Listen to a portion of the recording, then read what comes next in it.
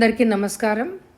Lata BA రచన ఉన్నవ విజయలక్ష్మి గారు. 7వ episode చదువుతున్నది దేవి. ఈ నవల నచ్చితే తప్పకుండా లైక్ చేయండి. అత్తవారింట్లో ఆడది పడే బాధలు ఎన్ని రకాలో అనుకుంటూ ఉంటే ఆమె మనసంతా విరిగి ముక్కలైపోతున్నట్టుగా ఉంది. ఇలాంటి అనుభవం మొన్న సుమతికి అయింది, ఇవాళ భారతికి అయింది, రేపు తనకి కావచ్చేమిటి, అది వరకు కాలేదా? పెళ్ళై వచ్చాక వెంటనే పంపించమంటే పంపలేదు, తర్వాత పండగలు పబ్బాలు వచ్చినా పంపించలేదు. వాళ్ళు మొదటి నుంచి అనుకున్నట్లు 5 నెలల తర్వాత సంక్రాంతి పండగకి పంపించి ఎలాగో 15 రోజులు ఉండనిచ్చారు. అక్కడ అమ్మ వాళ్ళని చూడాలని తన మనసు ఎంత కొట్టుకుపోతున్నా ఎలాగో ఓపిక పట్టింది. అక్కడంతా కులాసాగా ఉన్నట్టు వారానికో ఉత్తరం వస్తోంది కదా అన్న ధైర్యంతో. కానీ రేపు ఎప్పుడైనా అక్కడ డెలివరీకైనా సుస్థి చేసి తనని చూడాలని కలవరిస్తున్నారని ఉత్తరం వచ్చినా వీళ్ళు అలాగే పంపించకపోతే తనేం చేస్తుంది? ఆ ఊహతోనే లత కళ్ళల్లో నీళ్లు తిరిగాయి. జాలిగా భారతి వంగ చూసింది. కన్ను కొనలలో నిలిచిన నీటి బిందువులు కిందకి జారకుండా చటుక్కున కొంగుతో అద్దేసుకుంది. లతకి కడుపులో చేయబెట్టి దేవినట్టు అనిపించింది. గుండెలు పిడికడు బట్టి పిండేస్తున్నట్టుగా ఉంది. వీళ్ళు చక్కగా ఈ ఆర్ఫనేజ్లోనైనా ఉండకుండా పిల్లల్ని తెచ్చుకొని పెళ్లి చేసుకుని ఉంటే ఇహ వారు ఎప్పటికీ ఇక్కడే ఉండేవారు కదా. వీళ్ళు మనసుపడి వాళ్ళని పుట్టింటికి పంపిద్దామన్నా కూడా అక్కడ వాళ్ళకి నాన్న దిక్కు ఉండదు. హాయిగా నాగా పెట్టని పని మనిషిలాగా వాళ్ళ చేత వీళ్ళు పనంతా చేయించుకోవచ్చు అంది కోపంగా. మెల్లిగా మాట్లాడు తల్లి అని హెచ్చరించింది మాధవి. మరి 4 రోజులు గడిచిపోయాయి. ఆవాళ భారతి వాళ్ళ నాన్నగారి దగ్గర నుంచి టెలిగ్రామ్ వచ్చింది, రాజుకి సీరియస్గా ఉంది అంటూ. అది చూడగానే దుర్గమ్మ ఏమనుకుందో కొడుక్కి చెప్పింది భారతిని పుట్టింటికి పంపించమని. భారతి ఒక చెంప కన్నీళ్లు నిండుతూ ఉండగానే మరో పక్క నుండి బట్టలు సర్దుకోవడం మొదలుపెట్టింది. రైలుకి ఇంకా 2-3 గంటల వ్యవధి ఉంది. అంతలోనే మరో టెలిగ్రామ్ వచ్చింది, రాజు మరణ వార్తని మోసుకుని. అది చూసి భారతి వెక్కి వెక్కి ఏడుస్తుంటే ఆమెని ఓదార్చడానికి కూడా మొహం చల్లని దానిలాగా, మాటలు దొరకని దానిలాగా చూస్తుండిపోయింది లత. ఆమె కళ్ళు కూడా నీటి చెలమలే అయ్యాయి.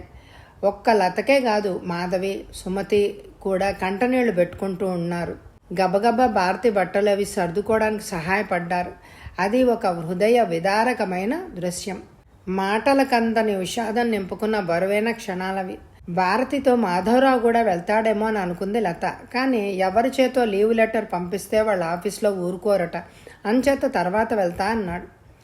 అలాగే రాజా పోయిన 10వ రోజుకి వెళ్ళి 12వ రోజునే భార్యను కూడా తీసుకుని బయలుదేరి వచ్చేశాడు అతను. ఈలోగా సుమతి అక్క కూతురు పెళ్లి శుభలేఖ రావడం, వీళ్ళు ఆమె వెళ్ళడానికి వీల్లేదు అనడం, ఆ పెళ్లి జరిగిపోవడం కూడా అయిపోయాయి. భారతి తిరిగి వచ్చిన ఆమె అది వరకులాగా పని పాఠాలు చేయలేకపోతుంది. చిన్న తమ్ముడిని ప్రాణంతో చూడలేకపోయాను అని, చివరికి వాడి శవమైనా చూడలేకపోయానని ఒకటే బాధపడిపోతోంది. లోపల కుమిలిపోతోంది. ఒకనాడు మధ్యాహ్నం తోటికోడళ్ళందరూ కూర్చున్నప్పుడు ఆ విషయమే చెప్తూ ఇంకా నిగ్రహించుకోలేక బోరున ఏడ్చింది భారతి. ఆ ఏడుపు విని పరుగు పరుగునొచ్చింది సుందరి. మళ్ళీ ఏమైంది? ఎక్కడి నుంచైనా ఉత్తరాలు వచ్చాయా అంటూ. అబ్బే ఏం లేదండి, వాళ్ళ తమ్ముడి విషయాలేవో చెప్తూ దుఃఖం ఆపుకోలేకపోయిందండి అంది భారతి. బాగానే ఉంది, ఎప్పుడో 15 రోజుల కిందట పోయినవాడి గురించి ఇప్పుడు ఏడ్చి మాత్రం ఏమిటి లాభం? అయినా ఇక్కడ ఎవరికో ఏదో అయినట్టు ఎన్నింటింట్లో కూర్చుని ఆ రాగాలేమిటి అంటూ చిరచిరలాడుతూ అవతలకు వెళ్ళిపోయింది. లత తెల్లబోతూ ఉంటే మాధవి చెప్పింది, మనకెంత బాధ కలిగినా ఇంట్లో ఏడవకూడదమ్మా, ఈ ఇంటికి ఏదో అనిష్టం జరుగుతుందట అని. మళ్ళీ ఇదో గొడవ అవుతుంది కాబోలు అనుకుంటూ భారతి కళ్ళు తుడిచేసుకుంది. అయితే సుందరి అంతటితో వదిలిపెట్టలేదు. సాయంత్రం తమ్ముళ్ళు ఆఫీస్ నుంచి రాగానే మధ్యాహ్నం మరదలు ఏడ్చిన విషయం, అది తమ ఇంటికి ఎంత కీడును కలిగిస్తుందో అనే తన భయాన్ని మాధవరావు చేత భారతిని ఏదో చివాట్లు పెట్టించి అప్పటితో ఊరుకుంది. లతకి ఆ ఇంట్లో ఏం జరిగినా ఒక వింత విడ్డూరం మనసుని నలిపివేసి నొగ్గు చేసే భయంకరమైన అనుభవంలాగా తోచసాగింది. గట్టిగా ఏడ్చి గుండెలను తేలికపరుచుకునే హక్కు కూడా లేదన్నమాట మనకిక్కడ అని అనుకుంది. ఉగాది పండగ ఇంకా 10 రోజులుంది. సాయంకాలం 5 గంటలు అవుతోంది. భారతి, లత వంట ప్రయత్నంలో ఉన్నారు. మాధవి, సుమతి కూడా వచ్చి అక్కడే కూర్చున్నారు. ఏదో కూర నార తరిగిద్దామన్నట్టు. అక్కయ్య, ఈసారి పండక్కి మనమే బజారుకెళ్ళి బట్టలు తెచ్చుకుందాం అంది లత. మిగిలిన ముగ్గురు తెల్లబోయారు ఆ మాట విని. ఏం రారా అంది లత మళ్ళీ. మాకు రావాలనే ఉంటుందమ్మా. మనం స్వయంగా వెళ్ళి 4 రకాలు చూసి మనకు నచ్చినవి తెచ్చుకోవాలని ఎవరికుండదు. కానీ ఇంటి కోడళ్ళు ఇంతవరకు అలా బజారుకి వెళ్ళడం జరగలేదట. అత్తగారికి ఇష్టం ఉండదు, మీ బావగారులకు కూడా ఇష్టం ఉండదు అంది మాధవి. అది కాదు లత, నువ్వు మరిదిగారిని అడిగి చూడు. ఆయన ఒప్పుకొని నిన్ను వెళ్ళమంటే మా వాళ్ళు మమ్మల్ని పంపిస్తారేమో. సరదాగా నలుగురం కలిసి వెళ్ళి మనకు నచ్చిన రకాలు ఎంచుకొని తెచ్చుకోవచ్చు అంది భారతి ఉత్సాహంగా. నిజమే, నీ మూలంగానైనా మా సరదాలు కాస్త తీరుతాయేమో చూద్దాం అంది సుమతి. రాత్రి అందరు భోజనాలు పనులు అయి ఎవరి గదుల్లోకి వారు పడుకోవడానికి వెళ్ళిపోయారు. ఏమండి, పండక్కి నేను ఎలాంటి చీర కొనుక్కోను ఉపోద్ఘాతంగా అంది లత. నీ ఇష్టం, షాప్ కుర్రాడు మూట తీసుకొస్తాడుగా, అందులో నీకు నచ్చింది ఏదైనా తీసుకో భార్య అందించిన తాంబూలం నములుతూ ఉదారంగా అన్నాడు గోవింద్. తన పెళ్ళయ్యాక ఇన్ని పండుగలు వచ్చినా ఎప్పుడూ అడగంది ఇవాళ ఎలా అడగడంలో అంతరార్థం ఏమై ఉంటుందా అని ఆలోచిస్తూ. అది కాదండి. ఆ తర్వాత మాటలు చెప్పడానికి తడుముకున్నట్టు 1 నిమిషం ఆగింది లత. బా, నా కళ్ళ మీద నిద్ర కూరుకొస్తోంది. త్వరగా చెప్పు. నీకు నూలు చీర వద్దు, పట్టు చీర కావాలి అని అడగాలనుకుంటున్నావు కాదు. ఒకవేళ నీ మనసులో అలాంటి కోరికే కనుక ఉన్నట్లయితే ముందుగానే చెప్పేస్తున్నాను, నాకు అంత శక్తి లేదు. మేము సామాన్య సంసారంలో 30-40 రూపాయల్లో సాదా చీర ఏదైనా తీసుకుంటే తీసుకో, లేకపోతే మానే ఖచ్చితంగా అనేసి దుప్పటి కంఠం దాకా కప్పుకున్నాడు గోవిందరావు. లత మనసు చివుక్కుమంది. అసలు తాను అడగబోయేదేమిటి? భర్త ఊహించిందేంటి? ఆడదంటే కేవలం నగలు, చీరలు, పట్టు చీరలు కావాలనుకునే ఒక బొమ్మ అని వీళ్ళ ఉద్దేశం కాబోలు. భర్త అనురాగం పంచుకుంటూ అన్యోన్యమైన దాంపత్య జీవితం గడుపుతున్న స్త్రీ చివరికి కడుపు నిండా తిండి లేకపోయినా బాధపడదు అని వారికి తెలియదు కాబోలు. అసలు ఈ ఇంట మగవారికి భార్యని అభిమానించడం అంటే ఏమిటో తెలుసా అని అనుకుంది. ఉదయం లేచిన దగ్గర నుంచి ఆడవాళ్ళకి వంటగదిలో ఏదో పనులతో సతమతం అవ్వడంతోనే సరిపోతుంది. అన్నదమ్ములు హాయిగా కడుపు నిండా కాఫీ తాగి తల్లితోనూ అక్కగారితోనూ 9 గంటల దాకా కబుర్లు చెప్పి అడుగు బడుగు స్నానాలు భోజనాలు కానిచ్చి ఆఫీసులకు పరుగు పెడతారు.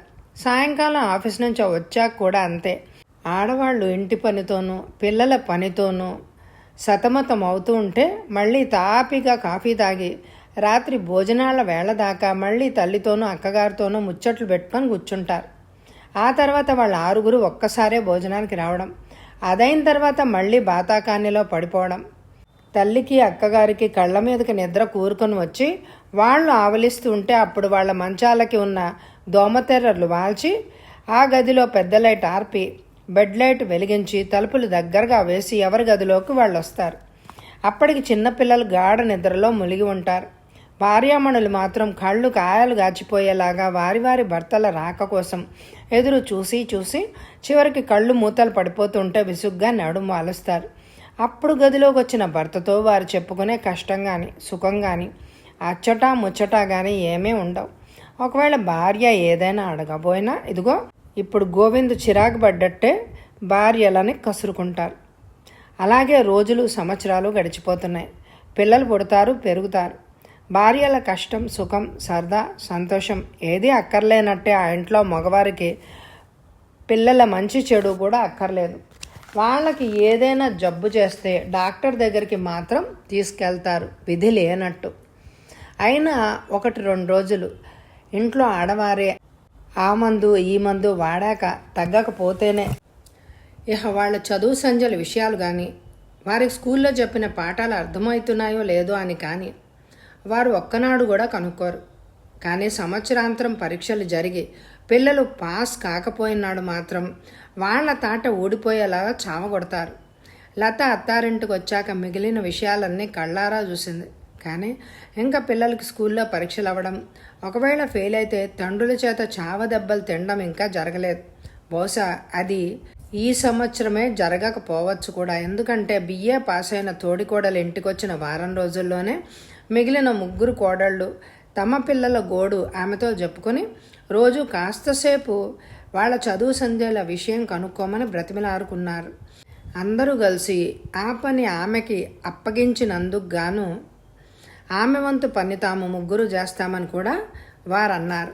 అదేం మాట, నాకు చేతనైనంత మటుకు పని చేసేస్తాను ఇంటి పని. సాయంకాలం కాసేపు వాళ్ళకి పాఠాల గురించి కనుక్కుంటాను కదా, రోజంతా మరే పని లేకుండా ఉండనా అంది లత నవ్వేస్తూ. ఆనాటి నుండి సాయంకాలమో లేక రాత్రి భోజనాలు అయ్యాకో స్కూల్కి వెళ్ళే పిల్లలందరినీ దగ్గర కూర్చోబెట్టుకుని అన్నీ చెప్తూ ఉండేది. అది పిల్లలకు కూడా చాలా ఉత్సాహంగా ఉండేది. మనసు చివుక్కుమని ఉత్సాహం చచ్చిపోయి మౌనంగా ఉండిపోయిన భార్య చేయబట్టి దగ్గరికి తీసుకుంటూ, ఎంతకీ నువ్వు అడుగుతున్నది అడగనే లేదు అన్నాడు గోవింద్. భక్తులు అడిగిన వరం ఏదైనా సరే మరి వెనక ముందు చూడకుండా ఇచ్చేసే సాంబశివుళ్లాగా. ఏం లేదు అనేసి లత నిరాసక్తంగా, అదిగో అలా మాట్లాడితే నాకు కోపం వస్తుంది. ఏదో అడుగుతున్నావు కదా, అంతలోనే లేదంటావే. అతని గొంతులో ఎలాంటి ఆప్యాయత మార్ధవం లేకపోయినా తప్పదని మెల్లగా తన మనసులోని మాట బయటపెట్టింది లత. నీకేం మతిపోలేదు కదా, ఈ ఇంటికి ఈ ఊరిలో ఎంత గౌరవం ఉందో ఎలాంటి ప్రతిష్ట ఉందో నీకు తెలిసినట్టు లేదు. ఈ ఇంటి కోడళ్ళు బయటికి రావడం అనేది పెళ్ళిళ్ళు పేరంటాలు అయిన సందర్భాల్లోనే, అంతేగాని ఇలా బరితెగించి బజార్లంట తిరగడం మా ఇంట వంట లేదు. నాన్నగారు పోయి 2 సంవత్సరాలైనా కాకుండా ఈ ఇంటి ప్రతిష్ట మంటగలిపే పని చేస్తానంటారా మీరు? అయినా ఇంతవరకు వదినలు ఎప్పుడు ఇలా అడగలేదు. నువ్వొచ్చి వాళ్ళకన్నీ నేర్పుతున్నట్లున్నావు అన్నాడు. మరింకేం మాట్లాడాలో తెలియలేదు లతకి. తెల్లవారింది. తల్లి కూతురు కొడుకులు కబుర్లు చెప్పుకుంటూ కాఫీ తాగుతున్నారు. పండక్కి బట్టలు కొనాలి కదా, నారాయణ షాప్లో చెప్తే పంపిస్తాడు. ఇంకా ఆలస్యం అయితే మంచి రకాలన్నీ అయిపోతాయి అన్నది దుర్గమ్మ. మొన్నవాడు పట్టుకొచ్చిన రకాలేం బాగుండలేదు, ఈసారి నేనే వెళ్ళి తీసుకొస్తా అంది సుందరి. అవునక్క, పని చెయ్యి, పిల్లలకి రెడీమేడ్ బట్టలు తీసుకొచ్చాయి అని ముక్త కంఠంతో అన్న 4 అన్నదమ్ముళ్ళు తలో 100 రూపాయలు తెచ్చి అక్కగారి చేతిలో పెట్టారు. వాళ్ళంతా అవతలికి వెళ్ళిపోయాక లత అంది మెల్లగా, ఇంటి కోడళ్ళు బజారుకి వెళ్తే ఇంటి ప్రతిష్ట మంట కలుస్తుంది, కానీ కూతురు వెళ్తే ఏం పర్వాలేదు కాబోలు అని. అయ్యో, ఆ వెళ్ళేటప్పుడు ఆవిడ వేషం ఎలా ఉంటుందో చూడు అంది మాధవి అక్కసుగా. ఓసారి ఎప్పుడో తెచ్చింది బాబు, ఏమీ బాగుండలేదు అంది సుమతి. ఆ షాప్ కుర్రాడు తెస్తేనే నయం, 10 చీరల్లో 1 చీరైనా ఎంచుకోవచ్చు. 7 వెళ్తే ఆవిడ తెచ్చింది కట్టుకోవలసిందే అంది భారతి. మధ్యాహ్నం 3 గంటల వేళ ముస్తాబవడం మొదలుపెట్టింది సుందరి. వన్ను పెట్టి తాటికాయంత సిగ చుట్టుకుని దాని చుట్టూ పెరట్లో పూసిన కనకాంబరం పూలన్నీ మాలగట్టుకొని పెట్టుకుంది. ముఖానికి అరంగుళం మందాన పౌడర్ అద్దుకుని నుదుట చీరకి మ్యాచ్ అయ్యే రంగులో బొట్టు దిద్దుకుంది. షిఫాన్ చీర కట్టుకొని కళ్ళకి గాగుల్సు కాళ్ళకి హై హీల్స్ వేసుకుని చేతిలో వ్యానిటీ బ్యాగ్ ఊగించుకుంటూ ఆవిడ బయలుదేరుతూ ఉంటే తోటి కోడళ్ళు 4 పెరటి వసారోలోకి వెళ్ళి ముసిముసిగా నవ్వుకున్నారు. లేకపోతే ఆ నవ్వు అత్తగారి కంట కానీ ఆడబిడ్డ కంట కానీ పడిందంటే ఇంకక్కడికక్కడే వాళ్ళకి ఊరి పెట్టేస్తారని. రాత్రి 7 గంటలు అవుతుంటే పెద్ద పెద్ద ప్యాకెట్లతో రిక్షా దిగింది సుందరి. తమ కోసం తీసుకొచ్చిన బట్టలు చూసుకోవాలని తోడికోడళ్ళు పిల్లలు మధ్య హాల్లోకి చేరారు. కానీ సుందరి అక్కడికి రాలేదు. ఆ ప్యాకెట్లు చేతిలో పట్టుకొని తిన్నగా తన గదిలోకి వెళ్ళిపోయింది. అక్కడికి తల్లిని తమ్ముడిని పిలిచి వాళ్ళు లోపలికి వచ్చాక తలుపులు గడియబెట్టుకొని ప్యాకెట్లు విప్పింది. అందరూ చూడడం అయ్యాక వాటిని తన బీర్వాల్లో సర్ది తలుపు గడియ తీసింది. అంతవరకు తమను కూడా పిలుస్తారేమోనని ఆశగా ఎదురు చూసి అక్కడే కూర్చున్న మాధవి వాళ్ళు పిల్లలకి అన్నం పెట్టడం కూడా మర్చిపోయారు.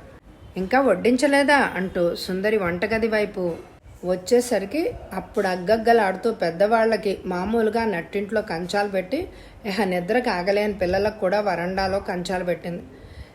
ఇవాళ ఇంతవరకు పిల్లల భోజనం కాలేదే, వంట ఆలస్యమైందా అంది దుర్గమ్మ కంచం ముందు కూర్చుంటూ. ఎలా అవుతుంది, నీ కోడళ్ళకి పని మీద జాస్ ఉంటే కదా, అందులో ఇవాళ నేను ఇంట్లో కూడా లేనేమో. వాళ్ళు మూతులు తగిలించుకొని ముచ్చట్లు చెప్పుకుంటూ కూర్చుని ఉంటారు అంది సుందరి కొరకొరా చూస్తూ. అవునక్క, నువ్వు ఇంట్లో 1 నిమిషం లేకపోతే ఎక్కడ పనులు అక్కడే నిల్చుండిపోతాయి.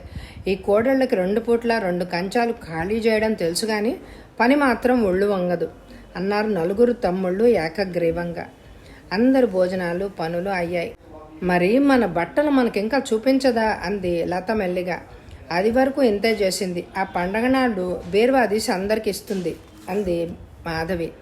అడిగినా చూపించదు అంది లత విస్తుపోతూ.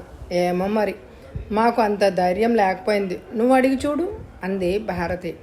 లత ఒక్కసారి అటు ఇటు చూసి ఉషను దగ్గరగా పిలిచింది.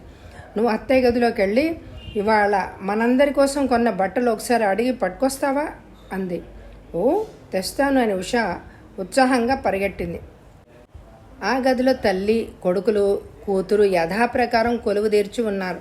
ఉష వెళ్ళి అడిగింది. మేనత్తని బట్టలు చూస్తారట, ఒక్కసారి ఇమ్మన్నారు అని. ఇప్పుడు వీల్లేదని చెప్పు, పండగ నాడు ఇస్తాలే అని సుందరి ఒక్కసారి కసిరేసరికి ఉష బిక్కమొహం వేసుకొని వెనక్కి వచ్చేసింది. ఆ తర్వాత లత ఏమంటుందో వచ్చే ఎపిసోడ్లో తెలుసుకుందామా. ఈ ఎపిసోడ్కి ఎక్కువ లైకులు ఇవ్వండి. ఎండ్ స్క్రీన్లో ప్లేలిస్టులు ఉంటాయి, తప్పకుండా వినండి. Thank you very much my dear friends.